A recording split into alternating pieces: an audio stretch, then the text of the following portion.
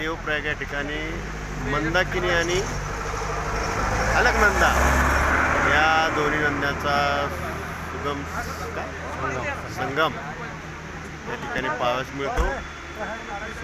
सुंदर अशा प्रकारचं नितळ क्षार पाणी जे आहे ते अलकनंदा नदीचं आहे आणि जे समोर थोडं बरोबर गढूळ पाणी आहे ते मंदाकिनी नदीचं आहे.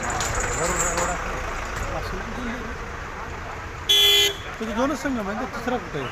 दोन नद्याचाच संबंध. हां, दोन नद्याचाच संबंध. पण आपण आलेली आहे त्यापासून आलेली ही हिरव्या नदी अलकनंदा.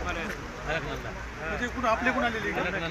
अलकनंदा आपल्या आपण आलेली ही का हलकडली हा ही निळ्या पाणी आणि इकडे हे असं आहे ना.